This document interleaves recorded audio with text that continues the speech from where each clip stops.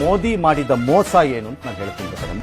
4 ವರ್ಷದಿಂದ petrol diesel ದರ ಏರಿಸಿಲ್ಲ ಅಂತ ಮೀಸೆ ತಿರುವ ಓಡಾಡ್ತಿರೋ ಈ ಕಚಡ ಲೋ ಲೆವೆಲ್ ಬಿಜೆಪಿ ಲೀಡರ್ಗಳಿಗೆ ಕಪಾಳ ಕೊಡಿಬೇಕು ಹಿಡ್ಕೊಂಡು ಫಸ್ಟ್. ಆ ಥರದ ಮಾತಾಡೋದು ಕೆನ್ನೆಗೊಡಿರಿ ಹೇಳ್ತೀನಿ. ಯಾರು ನಿಮ್ಮನ್ನ 4 ವರ್ಷದಿಂದ ಮಾಡಬೇಡಿ ಅಂದಿದ್ದು, ಮತ್ತೆ ಯಾಕೆ ಮಾಡಲಿಲ್ಲ ನೀವು? ನಿಮ್ಮ ಚುನಾವಣಾ ತೆವಲ್ ತೀರಿಸ್ಕೊಳಕ್ ಮಾಡಿಲ್ಲ ನೀವು. ನನಗೋಸ್ಕರ ಅಲ್ಲ, ಅದು ಜನ ವಿರೋಧಿಸಿ ನನ್ನ ಸೋಲಿಸಬಹುದು ಅನ್ನೋ ಬೈಕ್ ಮಾಡಿರೋ ಕೆಲಸ ಅದು ನೀವು.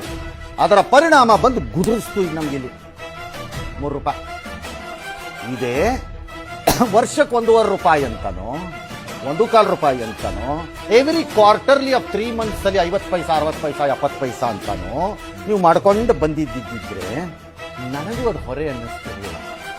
ಅಡ್ಜಸ್ಟ್ ಆಗ್ಬಿಡುತ್ತೆ. ನಾನು ನಿಧಾನಕ್ಕೆ ಅಡ್ಜಸ್ಟ್ ಆಗ್ತಾ ಹೋಗುವೆ. ನೀವೇನ್ ಮಾಡ್ತೀರಿ? ಏನ್ ಘನಂದಾರಿ ನನಗೆ ಲಾಭ ಮಾಡ್ದಂಗೆ 4 ವರ್ಷದಿಂದ ಹೊರೆ ಇರ್ತಿರ್ಲಿಲ್ಲ ರೀ, ಈಗ ತಂದು ಬಿಟ್ಟಿದಾರ, ಈಗ ತಂದ್ರೆ ವಾಪಸ್ ಮಾಡ್ತೀರಾ? ಕತ್ತೆ ಕಾಯಕ್ ಮಾಡಿಲ್ವಾ ನೀನು ಅಂತ ನಾನ್ ಕೇಳೋದು. ನಿನ್ನ ಅನುಕೂಲಕ್ಕೆ ಮಾಡದೆ ಕಾಲ ಕಳೆದು ಬಿಟ್ಟು ನನ್ನ ಮೇಲೆ ತಾಕ್ತಿಯಲ್ಲ, ನೀನೆಂತ ದುಷ್ಟದು ಇರಬೇಕು ಅಂತ ನಾವೇನ್ ಹೇಳ್ಬೇಕಾದ್ರೆ ಬರುತ್ತೆ. ಮತ್ತೆ ಅನುಕೂಲಕ್ಕೆ ತಕ್ಕಂತೆ ಪೆಟ್ರೋಲಿಯಂ ಮಿನಿಸ್ಟರ್ ಕುತ್ಕೊಂಡು ಹೇಳ್ತಿರಲ್ಲ ನೀವು ಸುಲಭವಾಗಿದೆನಾ? ನಿಮ್ಮನ್ನ ಏನಂತ ದುಷ್ಟ ಅಂತ ಕರಿಬೇಕು ನಾವು? ಹಂಗಾರಾಗ ಯಾಕೆ ಮಾಡಲಿಲ್ಲ? ನಿಮ್ಮನ್ನ ಹೇಳಿ ನೀವೇ ಡೀಲಿಂಗ್ ಮಾಡಿರ್ತಾನೆ. ಹೌದು, ಮೊದಲಿನ ತರ ಸರ್ಕಾರ ನಿಯಂತ್ರಿಸೋದು ಅಲ್ವಲ್ಲ. ನಿಮ್ಮ ಅನುಕೂಲಕ್ಕೆ ಆಯಿಲ್ ಕಾರ್ಪೊರೇಷನ್ಸ್ಗೆ ರೈಸ್ ಮಾಡಬೇಡಿ ಅಂತ ಆರ್ಡರ್ಸ್ ಕೊಟ್ಬಿಟ್ಟು ನೀವು ಈಗ ಬಂದು ನಮಗೆ ಬುರುಡೆ ಬಿಡ್ತಿರಲ್ಲ, ಏನೋ ನಮಗೆ ಸಹಾಯ ಮಾಡಿದವರಂಗೆ. ಆಕ್ಚುಲಿ ಯುದ್ಧ ಅಲ್ ರೈಟ್ ಮಾಡಿಲ್ಲ, ಒಪ್ಕೋತೀನಿ ಸರ್. ಯುದ್ಧ ಶುರು ಆದಾಗ್ಲೂ ಮಾಡ್ಕೊಳ್ಬಹುದಾಗಿತ್ತಲ್ಲ ಸರ್. ಬೇರೆ ಯಾವಾಗ ಎಲೆಕ್ಷನ್ ಇತ್ರಿ ಬೆಂಗಾಲಲ್ಲಿ, ಅದಕ್ಕೆ ಮಾಡ್ಲಿಲ್ಲ. ಈಗ ಯಾವ್ದು ಎಲೆಕ್ಷನ್ ಇಲ್ಲ, ಈಗ ಮಾಡ್ತಾ ಇದ್ದಾರೆ.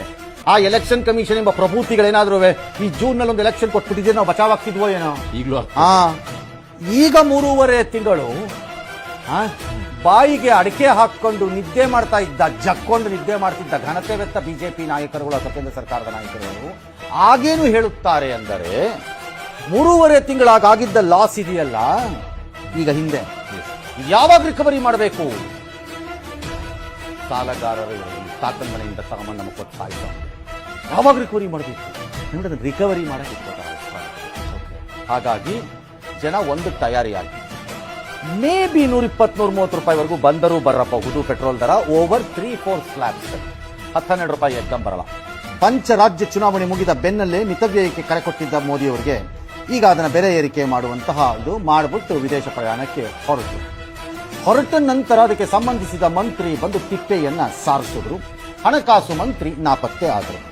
ಆ ರೂಪಾಯಿ ಮೌಲ್ಯ ಕುಸಿತಕ್ಕೆ ಹಣಕಾಸು ಮಂತ್ರಿಗಳಾಗ್ಲಿ, $107 4 ತಿಂಗಳಿಂದ ಆದಾಗ ಸುಮ್ಮನಿದ್ದು ಈಗ ಯಾಕೆ ಮಾಡಿದ್ರಿ ಅನ್ನಕ್ಕೆ ಪೆಟ್ರೋಲಿಯಂ ಮಂತ್ರಿಗಳಾಗಲಿ ಉತ್ತರ ಕೊಡಕ್ಕೆ ತಯಾರಿ ಇಲ್ಲ.